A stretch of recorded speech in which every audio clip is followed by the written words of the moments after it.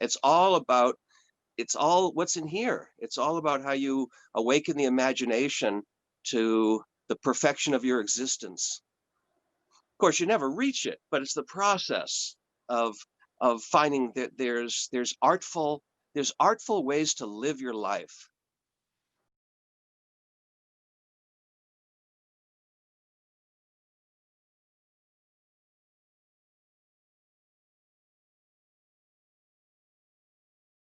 I am here with Eric Bornstein. He is an admired artisan in the world of performance art. He is a mask maker and puppeteer and has given me the pleasure today to ask him a few questions as an inspiring creative dramatic kindergarten teacher. A few things about Eric. His highlights are he has studied with masters in Bali in Italy. He received his MLA in Fine Arts from Harvard. His masks have appeared at the Museum of Fine Arts, the Isabella Stewart Garden Museum, and he currently teaches classes in making and performing masks and other performances in residence to schools throughout the state and to young audiences of Massachusetts. Is that correct? Absolutely. Okay, I'm honored to be able to interview you today. So, my first question is something that I find like obviously personal to me. So, do you remember a specific teacher or professor that inspired you? You know, you seek different people for different parts of the puzzle. People appear. It's not like any one person really opened up the world to me, but different people gave me little puzzle pieces, little keys, and I've been left to try to put it together.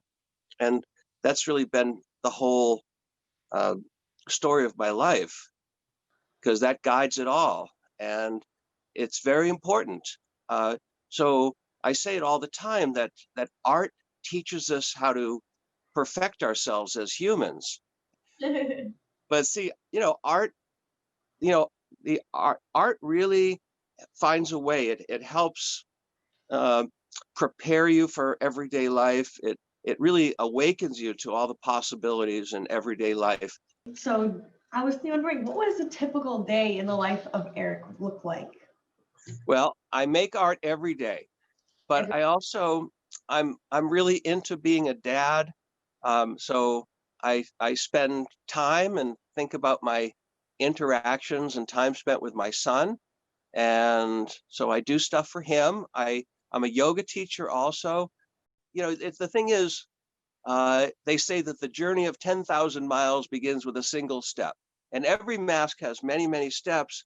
So if every day you just move forward a little bit and you move forward a little bit, and the studio is a great place. In fact, there's not even a working clock in here, which, but now with the computer, you can, if you really want to bother, you can look and you can see. But it used to be you stepped into the studio and you were just in a time warp. You're just in another dimension, and uh, and it dictates what you do and what the reality is.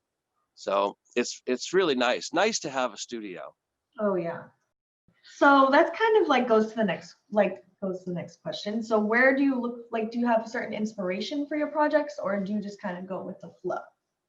I've always loved mythology, folklore, and fairy tales. So I draw a lot of my inspiration from these kinds of characters. And I like anything to do with nature and the elements. But of course, for the last 10 years or so, it's been very interesting. I've paid a lot of attention to pop culture. So I do a lot of cosplay pieces, and there's a lot of characters from pop culture, from political figures to video game, movie, anime, uh, and Yeah. other kinds of characters that I'm creating, and making the characters.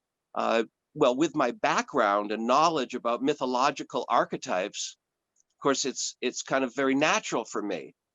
My cousin loves to do the anime cosplay, so she like is always looking for all those types of things. I also I like traditional masks from different cultures. A lot of folks are drawn to mask making from their interest in fandom. And, of course, I enjoy that. I love watching Labyrinth or Legend or some of the great, fantasy movies that we all enjoy, and different characters. But I'm also an academic, and I've studied different masking traditions from around the world. Cool. Some of the wonderful accomplishments in the last several years, I won an Ernie Award for the puppets and masks that I made for Company One's production of Shock-Headed Peter. That was a wonderful production run in Boston. And so I made 13 masks and puppets for this amazing performance here in Boston. That was during that big blizzard a few years ago, 2016. Oh, okay. And then after that, I got a Fulbright scholarship from the American government and the Jamaican government to go revive the art of effigy making. We made these giant 5-foot-high heads of Jamaican political leaders and cultural icons like Bob Marley, for example, and that were used in the national celebration. So that was a really great honor, and that's something very notable. I definitely showed a couple people your pages on your page, the Behind the Mask, and everyone was like, "Oh my gosh, like those are so cool!" Like I was definitely shocked to see your work because it is so amazing and like intricate and it's crazy. Well, you saw the last pieces that I did were for the Nutcracker Ballet, and they're really unique pieces. The ballet company in Indiana gave me a lot of leeway, especially for that 6-headed rat king. So I don't think that many companies have anything like that. So it should be arriving there soon. The performance opens on December 4th. So hopefully I'll have some video to show on my Facebook pages. Yeah, that's super cool. Would you say that you dedicate your work to someone or something? It's like if you dedicate it to the world, it's like you get to just beam out that love through your artwork, like undiluted. Well, it's through the pieces, but if you put all that into your work, you make your best work all the time, and it definitely glows with a certain energy and power. Do you have what were some of your most memorable pieces that you can remember? Oh my goodness. I mean, I've made thousands of pieces over 35 years. And I did the Fortnite mess when they were launching all of this. Like nobody had seen some of these designs. And so one of the main characters was this kind of like DJ. And so this piece I made, the character? I don't know, maybe because I don't want to be wrong. Anyway, so I got hired by the video game company, and this piece that I was making was going to go travel around the world, and an actual DJ was going to wear it, and on its ears, like it had these like blinking lights, all the different colored lights, and it was this really heavy duty piece, but I kind of hated the design. I kind of hated the character, and I had to like talk myself into liking it. So you have to just train your mind to say, okay, I have a personal preference. Like, for example, geez, I like doing animals, but I don't always get to do animals. And so like, for example, I'm really looking forward. One of the projects that's coming up, I'm going to be doing a troll, like a Scandinavian troll. I'm going to be doing Master Splinter from Teenage Mutant Ninja Turtles with, the rat teacher. And that I'm very excited about those. Like there's certain subjects that it's like, oh my God, I can't wait. And other things, it's like, okay, I could get into this. It just takes a little more work. The other thing with me is I'm not just dealing with making the piece, but I deal with the client who's ordered it. So right off the bat, anybody who's going to order one of these, usually it's somebody that I like. Yeah. It's not like someone who's a jerk, but you still do get jerks, and sometimes you get jerks. And again, you have to be professional and all of that. But you have to also learn to be confident and to understand your business. If you were suddenly to win the lottery someday and decided you just wanted to retire, what would happen to Behind the Mask? What would you do? Would you hand it down to someone? Or... Oh, well, that would be a wonderful, wonderful thing. The first thing I would do is pay off my mortgage. So it would be nice to have a break from that. I would still, of course, be making art all the time, but it's just nice to not always have extreme financial pressure weighing down on you, because I I I enjoy tropical beaches as much as the next guy, and having some just adventures, more time to daydream, to wander, to just make the art that I want to make. Right, Mhm. I have a backlog of pieces that I want to make for myself that I'm fascinated to make, but I don't have time to make them because I'm busy doing commissions for other people. I definitely I definitely think it's important to have mentors. And do you enjoy teaching your craft to others and like showing them the ropes and passing? I absolutely love it. I didn't have any. I had to really learn this myself. I didn't start making masks. I didn't really even see many until after college.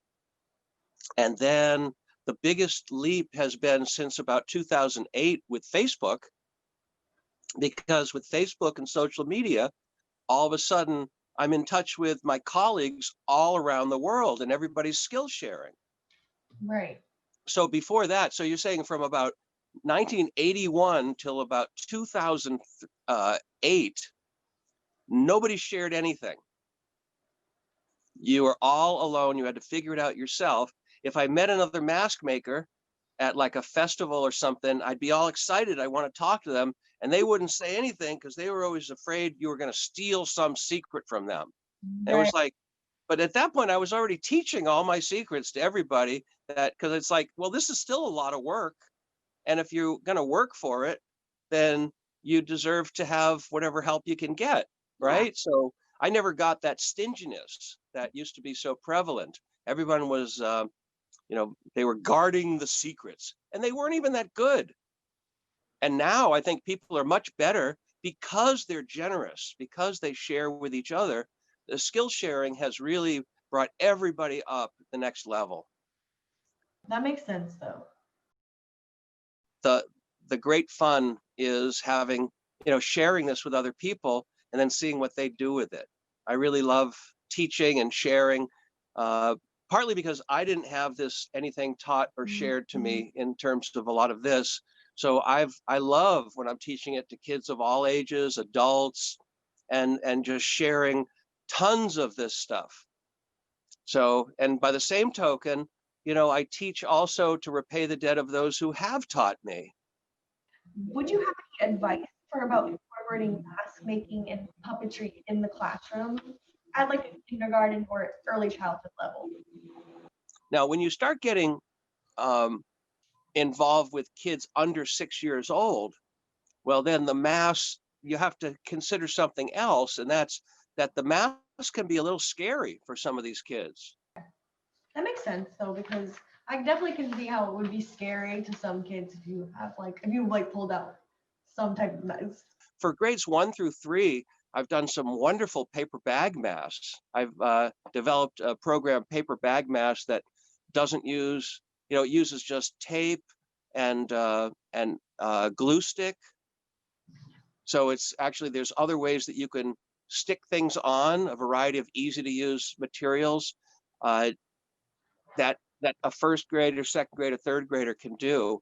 So if that's what you mean, I think that's been successful. There's other mask making that I do for beyond that, for all the different age groups. I always have to think of, their little hands and what they can imagine, how long they can work for, and how many different types of things they can put together. All right, well, I think that's it. So I just want to thank you for giving your time to me, and I really appreciate your advice. And it was great to meet you. Don't let anybody knock you down or try to cut you down. All right. You're always improving, but Right. we're always on some part of that, but you're always complete at every phase. Like you look up in the sky, the moon, sometimes it looks like a sliver or it looks like half or this or that, but you know that moon is always complete. It's just the different environmental factors affect the perception of it at different times. But you are always shining full and bright, illuminating the night, my dear. Have a good day.